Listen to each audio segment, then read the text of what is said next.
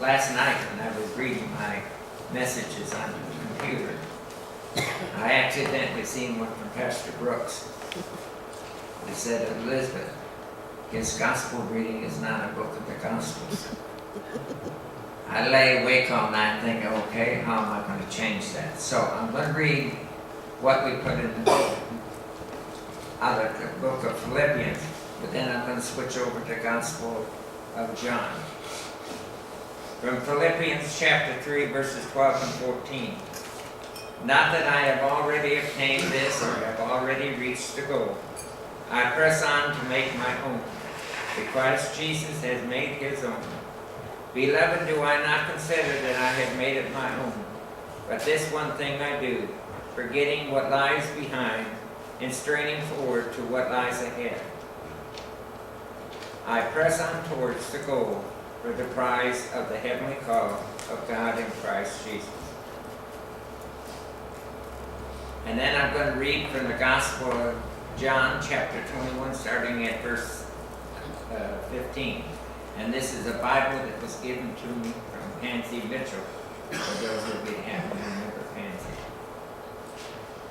The subheading of that particular part is the love motivation. So when they had finished breakfast, Jesus said to Simon Peter, Simon, son of John, do you love me more than these? He said to him, Yes, Lord, you know that I love you.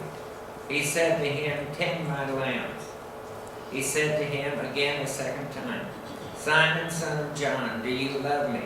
He said to him, Yes, Lord, you know that I love you. He said to him, Shepherd my sheep.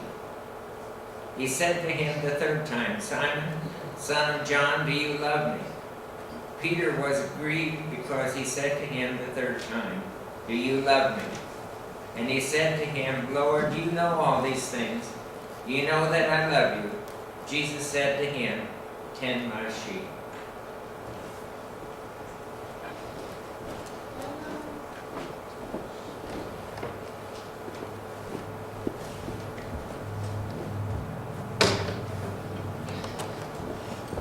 Many have been asking questions.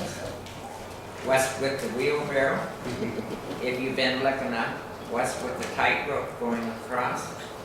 And if you look over to my left, what's with the bread? So if you sit back and relax, I'm going to tell you what that's all about. And part of this I used was a brief outline of farewell sermon that was done by the Reverend Greg Buckner at Waukee Church in Morales, Michigan, back in 2005. Over these 7 years, we have lived in faith. In the future, we will need our faith even more. A guy decided to show off his skills by walking a tightrope over a waterfall. We'll pretend this is a waterfall. But before he began, he asked the crowd, How many of you have the faith that I can walk this tightrope? The crowd cheered him on, and when he made it to the other side, they cheered him on again. He then silenced the crowd and asked, How many have faith that I can do it blindfolded? The crowd cheered him on, and when he made it to the other side, they cheered for him.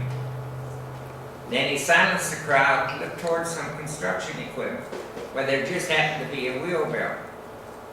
He asked the crowd, How many of you have the faith that I can carry this wheelbarrow over my head, blindfolded, across this tightrope?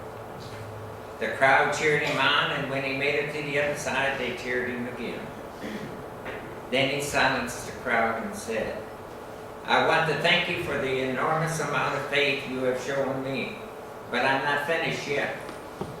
How many have faith that I can walk this tightrope, blindfolded, carrying this wheelbarrow, with someone from the congregation in it? The crowd began to cheer him on, but he stopped them with one last request. May I have a volunteer? My first ministry began here at Olive Branch Christian Church.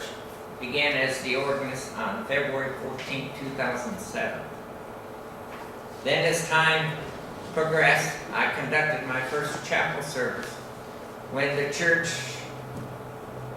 3 years ago, a little bit more than that, was going to close one Sunday to go attend the anniversary service of another Christian church. Many did not want the church to close.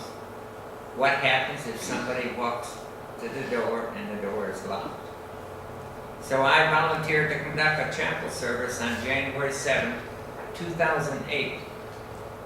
The chapel was almost full. Pat Chastain, who was the board chair at that time, sent me a letter and commented that my message was heard loud and clear by all this past Sunday. Her comments were that we sometimes forget that there are others that face these things in their lives just as we all do. You gave a marvelous perspective of how a person's life can be a more faithful experience. Your comparison situation of running a race was excellent. Then while visiting Phyllis Bergdahl late on a Sunday evening, almost 9:30, on March 17, 2009, she was very concerned who was going to do Kenneth's funeral. She knew Proctor Riggins, who was a former pastor here, had submitted his resignation, and she said there's no one here to do Kenneth's funeral. While visiting with her that evening, I happened to know that there was a meeting going on here at the church. And late that evening, I got a call from Mike Brandenburg saying the call committee was asking would I serve as a part-time interim lay minister, and I would be expected to carry out the normal duties in accordance with the teachings, traditions of the Christian Church, Disciples of Christ, and I accepted. What a relief it was for Phyllis. She smiled and said, I know who's going to do Ken's funeral now. And many of you know I was scared that the end was going to come before we close next Sunday. Because a month and a half ago, Phyllis Bergdahl, as at Greenwood Meadows, almost passed away. But she's still hanging there. At the end of my 7 years of ministry at Olive Branch Christian Church, I can only look back and say, these past 7 years have been an awesome wheelbarrow ride. After advice from Reverend and Dr. Riggins, Mrs. Riggins, and receiving an official call on March 17th, I jumped into that wheelbarrow. And when I decided, and God's Spirit led me along with all of you, into serving as a temporary lay minister for a period not to exceed 6 months, into full-time ministry here at Olive Branch Christian Church, until the church decided and called Reverend Brooks to be your full-time pastor. At that time, with the support of Reverend Brooks and the elders, I continued the ministry of visiting all of our homebound, our shut-ins, our hospital visitations, and I continued doing funerals as family requests. In other words, in my mind, I became like God. I was available 24 hours a day. If the call come at 2:30 in the morning, which did, I got dressed and headed out to wherever I was being called to go. You know, it takes a bunch of faith to ride in a wheelbarrow. They're not the most stable of hauling devices. One wheel on the front causes it to tip quite easily, and the handles, no matter how good a shape they're in, always require a great deal of strength into getting the load moving, and as did my ministry. We wrestled without our faith during this period of time. In the chapters preceding the ones I read, we read how Jacob stole some livestock, wives and servants, but was able to make an agreement with one he stole from. But Jacob still wanted his brother Esau approval at the same time, as I asked the elders' approval to conduct Mabel Hayes' funeral on May 16, 2009. Her funeral was to be done here in the church. That was the second day I was on the job. I had no idea that the church do funerals here. I agreed to do it. The funeral director called me and says, we will be there 2 hours before the funeral is set up for viewing. They came, we were here, And we started to get up the back steps, the front steps over here, and we couldn't make the bend. You know how close the last pew is to the wall. So Tim Birchman, if you remember, you got a phone call from me. Said, Tim, I need you. We need to unscrew the back pew to move it over in order to get the casket around the bend back there and be placed up here in the front for the funeral. And Tim graciously came. So Jacob sent out his servants to contact Esau and Jacob. And he was excited to hear from his returning servants that Esau would be coming at this until he found out that 400 warriors were coming too. Needless to say, Jacob became very nervous. So he sent out his whole flock all through the night, and a third time as a gift to hopefully appease his brother. After he sent his flock out to meet and appease, the story continues in what you've already heard. Jacob and God wrestled. Jacob wanted a blessing to know God's name. God wanted Jacob's heart, and even breaks his hip to get his attention. Yes, there were times when God does not fight fair. All night they went back and forth. Have you heard those conversations with God? All night Jacob and God struggled together. This struggle of faith reminds me of my first weeks in the ministry, when preparing for sermons on Sunday services and almost 3 funerals back to back. Kenneth Bergdahl on April 7, 2009, Margarita Talkington on May 9, 2009, and Mabel Hayes on May 13, 2009. There was a lot of wrestling between God and I during that time. But God did not let me down. He gave me the strength I needed. But just as Jacob and God finally finished, God broke his negative spirit to see all the positives we could experience together. And as I think over these last 7 years, I remember how our relationships formed with the families when I visited them. My very first Sunday, I went across the street to visit Louise Cox. Many of you remember Louise. After I got done visiting with Louise, not knowing what she was doing, she called Lily Johnson. Says, hey Lily, guess who was just here? The new minister for the church. Not knowing that Lily Johnson was sitting in her house, waiting for me to show up all afternoon. She didn't tell me that part of it. But both said there hasn't been a pastor to visit us for a very, very long time. They were happy for that visit and the ability to receive the Lord's Supper, as many of them are when I show up at nursing homes. I get done giving communion to somebody and they'll tap me on the shoulder and say, what do we have to do to get communion? No one from our church has come to visit us for a long, long time.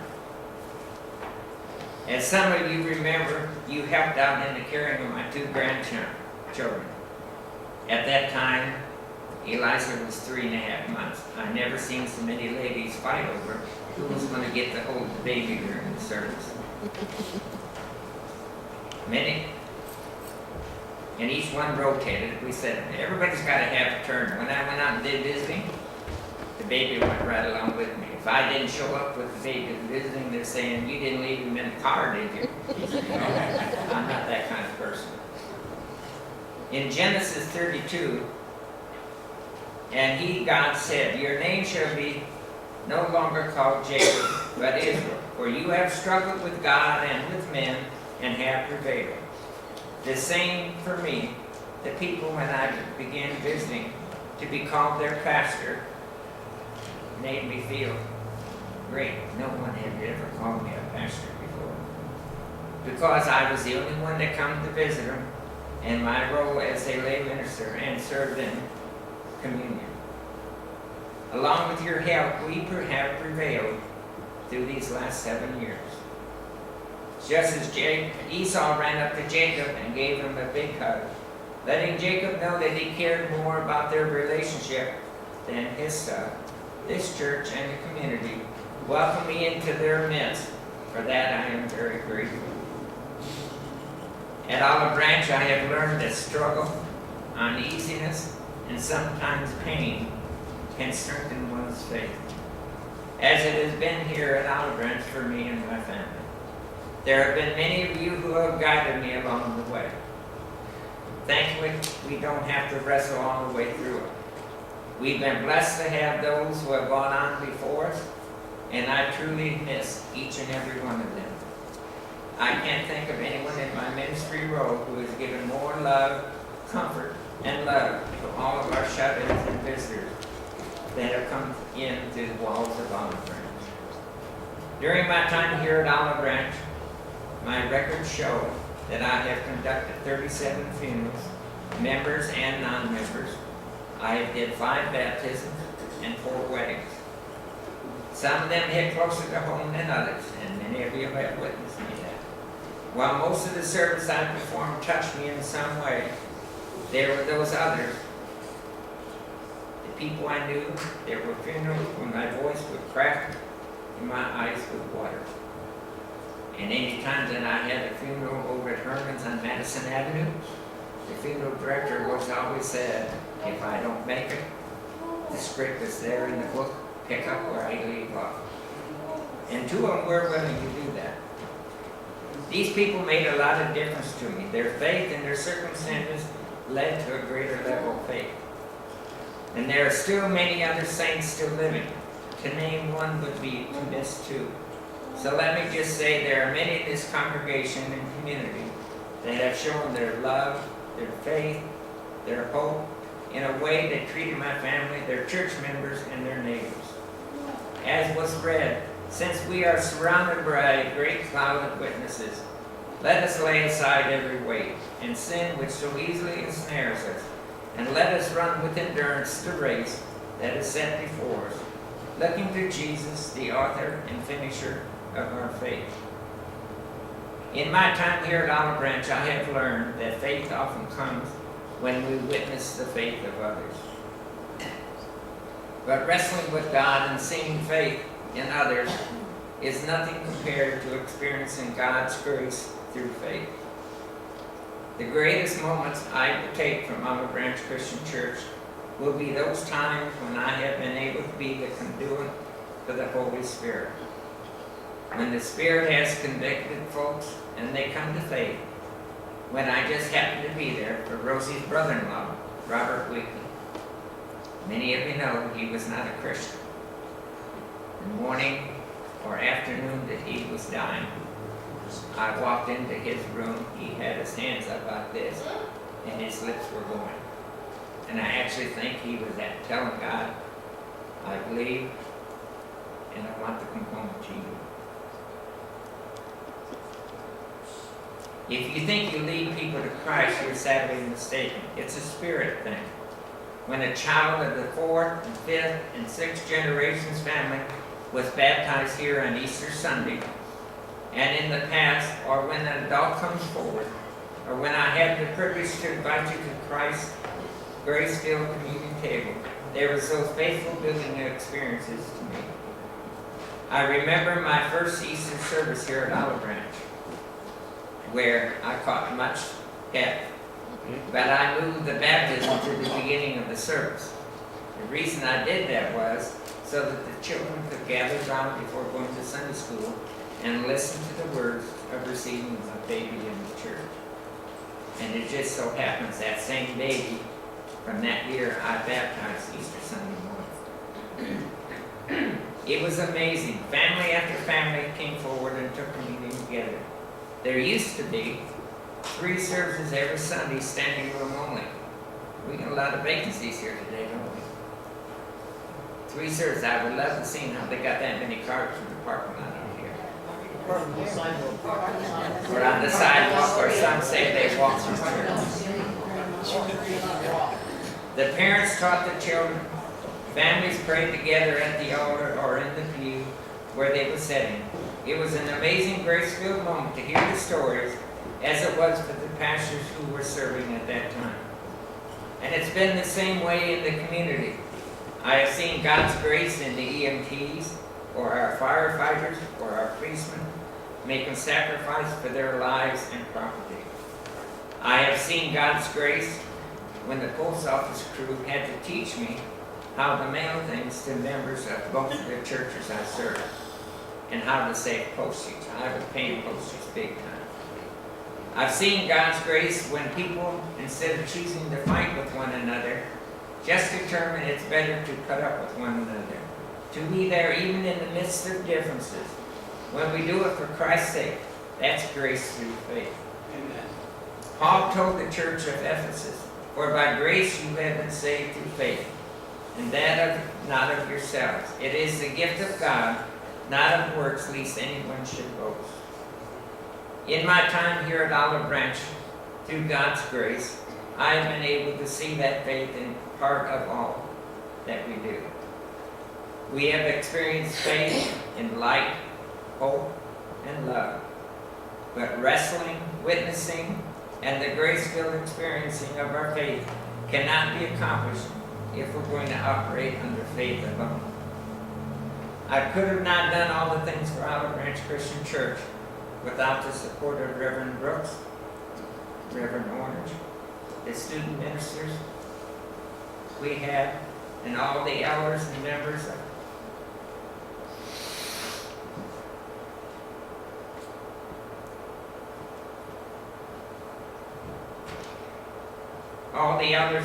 of Olive Branch, and my mentorship, who said I would not be kicked out of the Lutheran Church if I came over here and served here, Reverend Art Waremaster, who was the senior pastor of the church that time.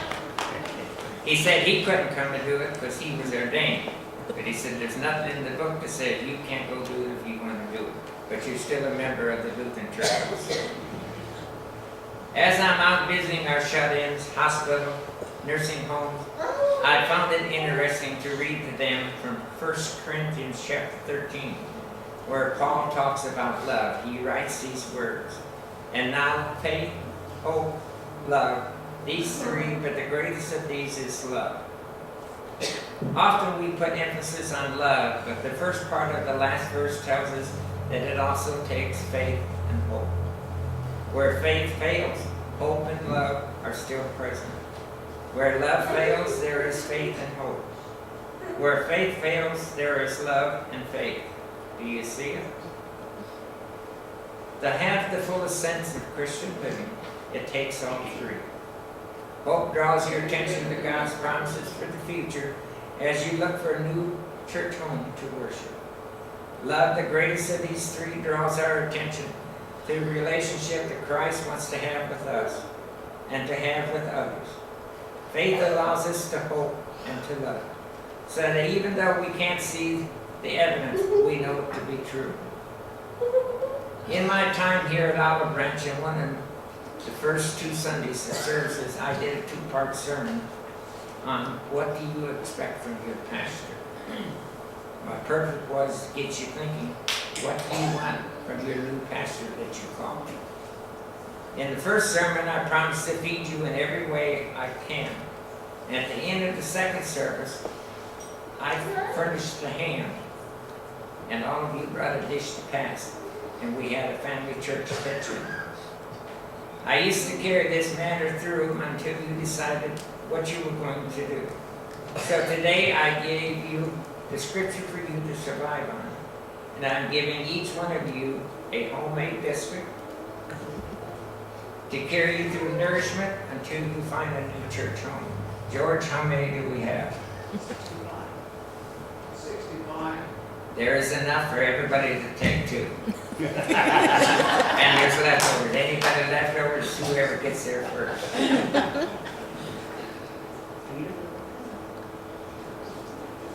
As far as for our 20 homebound nursing home folks, I have promised to each and every one of them to continue to support them and their families. Bring them communion whenever they ask. 13 of these families have already coordinated for me to conduct their loved one's funeral whenever that happens.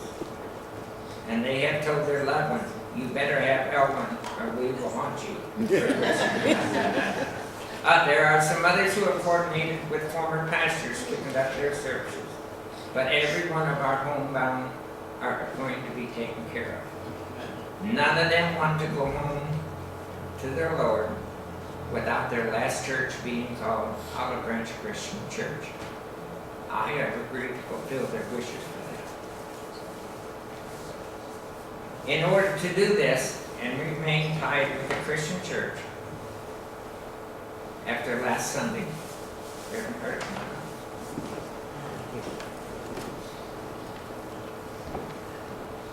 he may not look like a preacher, but he's an old country style, home south preacher. He has agreed to accept me at Olive Branch, or at Beach Grove Christian Church, to continue my support of our 20 shut-ins. And I've also agreed to help him with their shut-ins.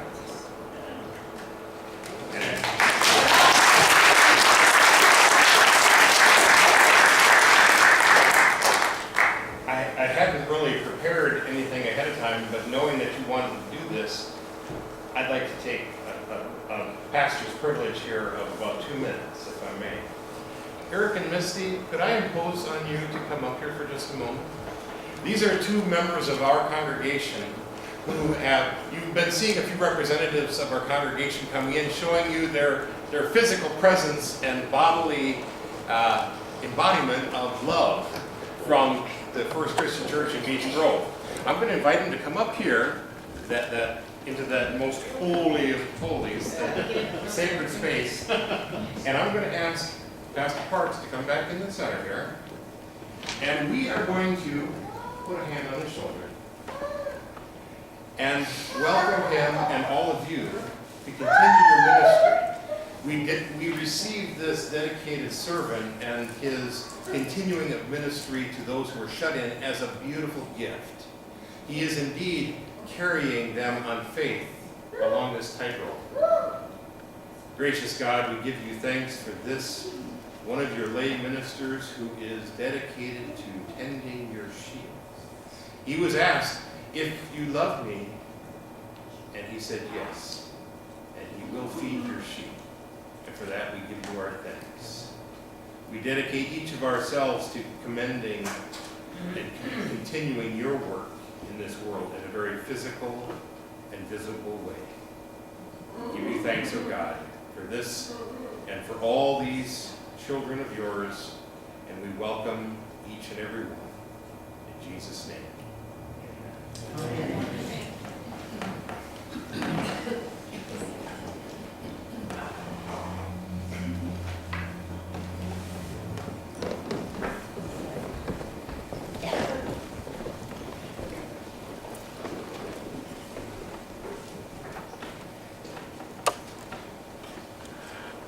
The greatest gift that you can give to me today is for me, Reverend Brooks, Reverend Nick, Reverend Harton, is to know that you're in the wheelbarrow too.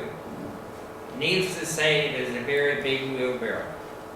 That whenever wheelbarrow consists of everyone who has turned to God for forgiveness and looked to His Spirit for their leadership in their lives. God wants us to jump into that wheelbarrow, even though it's about to go across a tightrope. Some may fall, but not because God needs to show off, but because He is looking and inviting each of His creation to be a person of faith.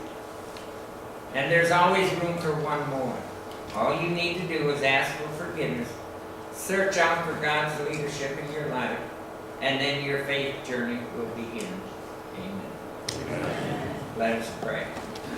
Heavenly Father, gracious God, I give you thanks for my time spent here at Olive Branch Christian Church. For the members of this church, for the love and support that you have shown to me and my family, I thank you.